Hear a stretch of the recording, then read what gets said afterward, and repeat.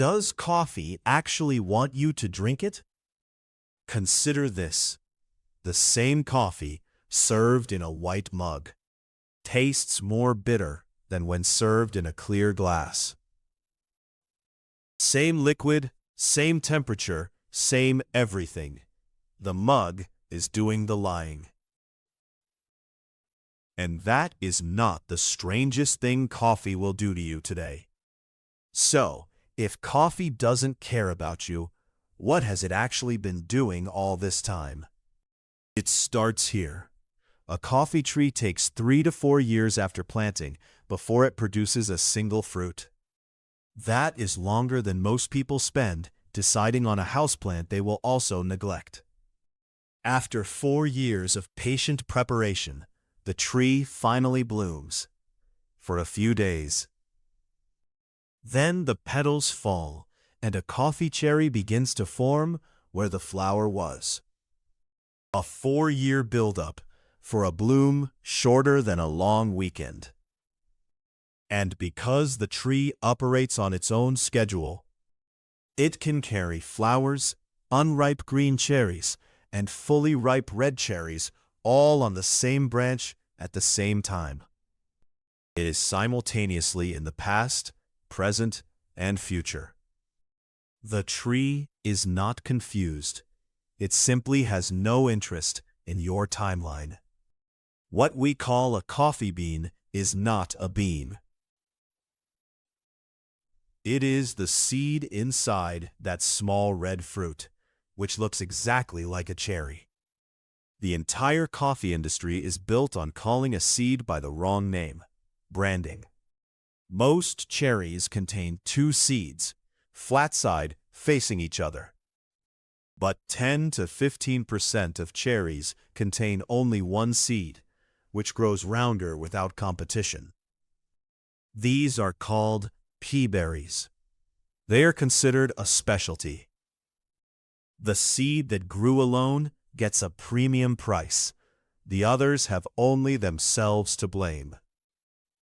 After 4 years of growth and all of that botanical scheduling, a single coffee tree produces roughly 1 to 2 pounds of roasted coffee per year. Enough to fill 2 standard bags, 1 tree. 1 year, 2 bags. The math is not in your favor, but the tree seems unbothered.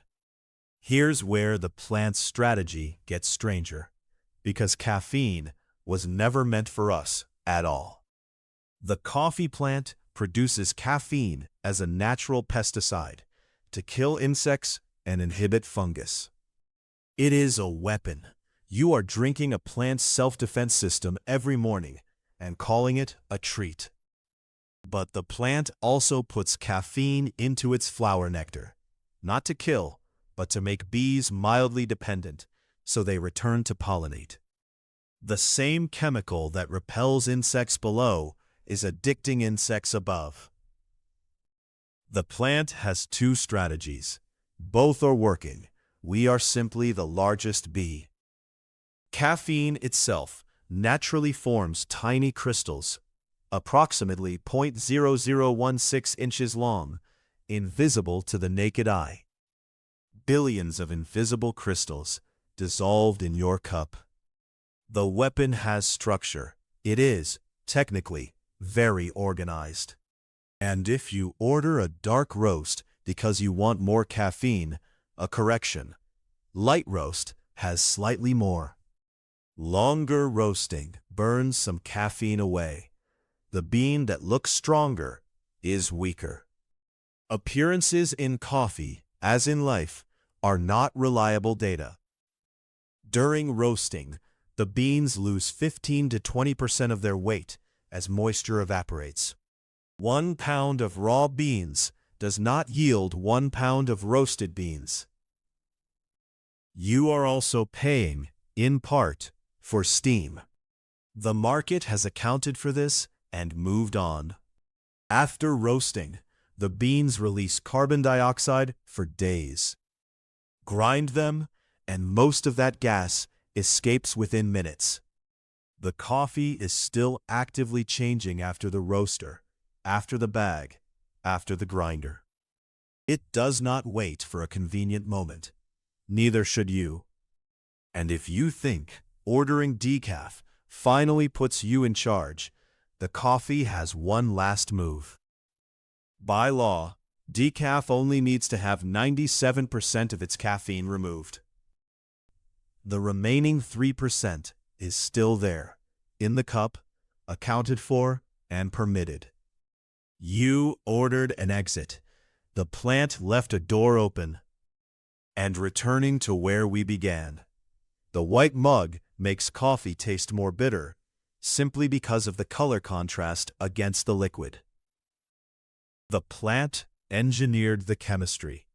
Ceramics engineers handled the rest. Neither asked for your input. The plant spent 4 years growing. It engineered a pesticide that became the world's most consumed psychoactive substance.